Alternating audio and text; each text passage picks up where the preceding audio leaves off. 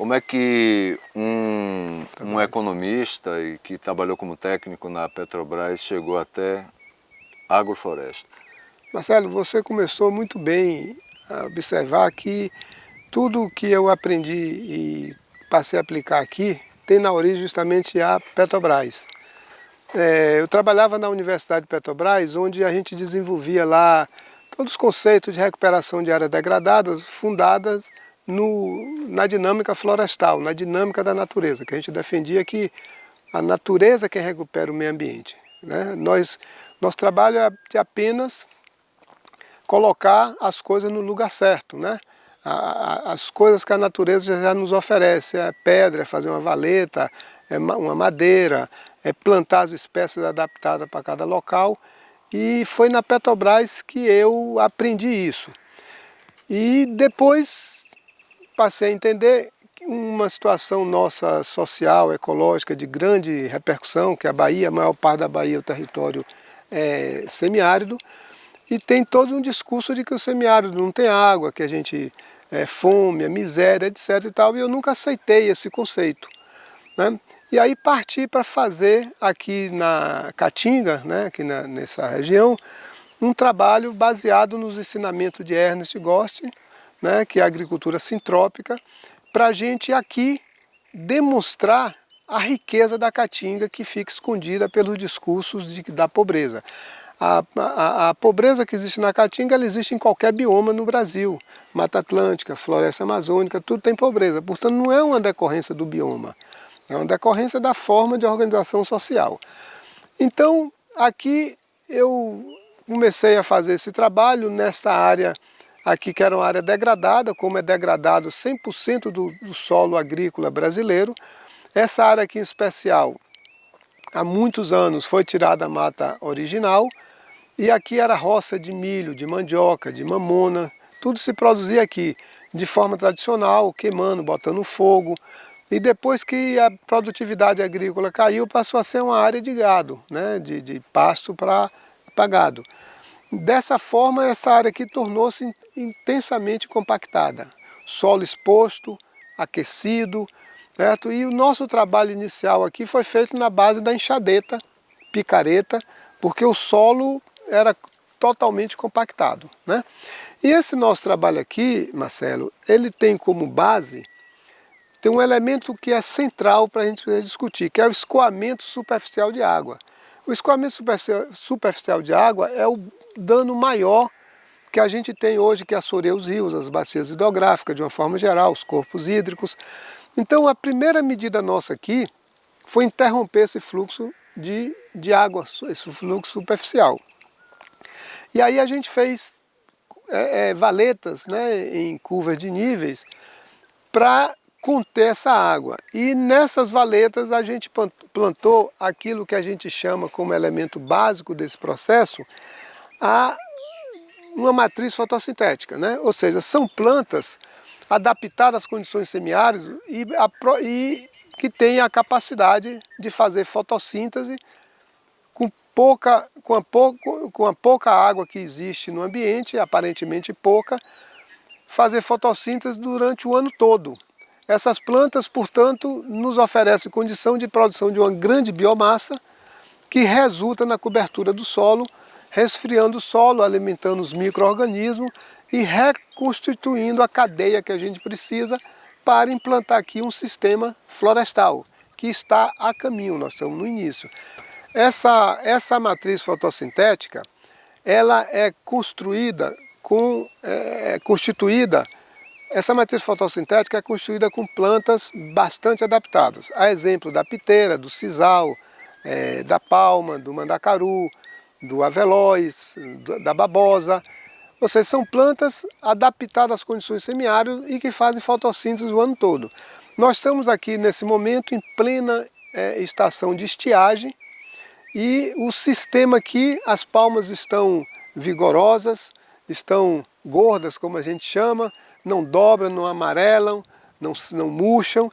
O sisal também, que quando ele está em condições inapropriadas, a folha dobra, aqui as folhas estão todas vigorosas. O andu está florescendo, e produzindo frutos, a mamona está brotando pelo sistema de poda que a gente fez. Então, tudo que a gente tem plantado aqui fica mantido o seu sistema fisiológico em funcionamento, né? E aí se pergunta, de onde vem a água que se planta esse sistema? Essa água, a gente tem dito, então até assim de aparente brincadeira, né, para descontrair, que é o sereno da noite. A gente diz que a Caatinga chove toda noite, né? Como a Caatinga é uma área especial, é o melhor lugar do mundo para se viver, aqui a gente tem um dia quente e a noite fria. Então essa característica condensa o orvalho, produz o orvalho pela condensação da umidade. Apenas este orvalho é suficiente para a gente construir esse ambiente aqui. Junto com a formação de solo, né, de jogada de matéria orgânica no chão para segurar mais a umidade, né? Quer dizer, é uma relação... Perfeito, ou seja, está tudo engrenado. Quando a gente produz a biomassa por meio de uma matriz fotossintética que faz fotossíntese durante 365 dias por ano, e a gente poda, joga essa biomassa no chão, o solo esfria. A água que inclusive vem do sereno é absorvida pelas plantas vivas e pela essa biomassa. A água que naturalmente, por capilaridade, vem debaixo do solo para cima, encontra essa biomassa fica permanentemente molhada, permitindo que as ações dos micro-organismos, fungos, bactérias, da microfauna, como centopeia, lacraia, minhoca e diversos besouros, inclusive aranhas, caranguejeiras, formigas, está muito presente aqui nesse ambiente, fazendo com que a gente tenha o verde permanente e, portanto, a biomassa produzindo. Muita presença de pássaro também, né? Aqui chegando junto, porque tem comida, né? A presença da fauna aqui, a fauna alada, ou seja, os pássaros aqui, a gente trabalha aqui na condição de orquestra natural. O som do vento e os pássaros aqui nos alimentando a alma o dia todo com seus cantos maravilhosos, né? Mas a gente já enxerga aqui a presença de priá muito grande, presença de cobra, presença de tatu, raposa, inclusive veado, que é uma espécie, né, de maior porte. A minha dor de cabeça aqui é o caçador, né, que eles têm, inclusive eu tenho presenciado aqui dentro o cachorro de caçadores afugentando os animais para a caça, né, que é um problema que a gente tem que ver até como política pública, o que fazer para proteger essa fauna. Então aqui nós temos a presença inclusive de veado.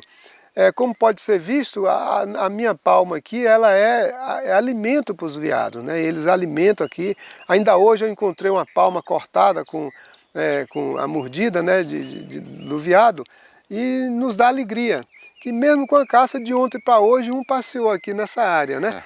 Então, a fauna aqui está muito presente, porque o ambiente é muito receptivo. E qual a ideia do Jardim Magnólia ser o quê? Como é que você está projetando isso aqui como um lugar de construção de futuro, construção de uma nova sociedade, construção de uma saída aí para esse tipo de crise que a gente está vivendo no geral, total?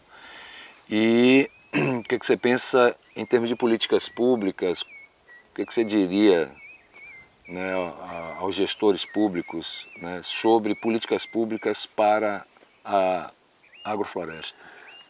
Marcelo, aqui nós já podemos ter condição, aqui nesse espaço denominado Jardim Magnólia, que é o nome da minha esposa, que patrocina toda essa coisa aqui com seu cuidado, seu carinho, sua atenção e sua renúncia, né? Então, nós temos um volume de biomassa aqui muito grande, que hoje a gente já pode garantir duas coisas fundamentais. Primeiro, o sequestro de carbono. Eu acho que aqui é uma das áreas que a gente mais sequestra carbono por metro quadrado, que é um problema, inclusive, que a agricultura familiar pode não contabilizar isoladamente, um aqui, outro acolá, o sequestro de carbono, mas se a gente juntar o que se faz de agrofloresta na Bahia hoje, a gente vai ter uma alta taxa de sequestro de carbono, um alto acúmulo de carbono sequestrado, portanto, na somatória de tudo isso. Então, só o sequestro de carbono aqui, nós já temos um indicador fantástico para contribuir com a questão climática que hoje assola o mundo, né? O outro elemento fundamental aqui é que eu já tenho aqui uma biomassa imensa para alimentação de animais, né? Porque, infelizmente, a criação da pecuária... Pode ir, segue para concluir. Aqui nós temos hoje condição de uma produção muito grande de alimentos que servem para forragem de animal, né? Aqui a gente a palmo, sisal, mandacaru, a piteira, maniçoba, canjoão, o andu de periquito, que são espécies aqui que tem aqui na região. Nós temos aqui a algaroba, a leucena. Então aqui a mandioca de 7 anos. Então aqui a gente tem uma quantidade muito grande de alimentos que servem para o gado. Então, para o gado, para a cabra, para a ovelha. Então aqui eu posso dizer que na nossa área já não tem mais crise alimentar para os animais, né, porque eu tenho essa produção durante o ano todo.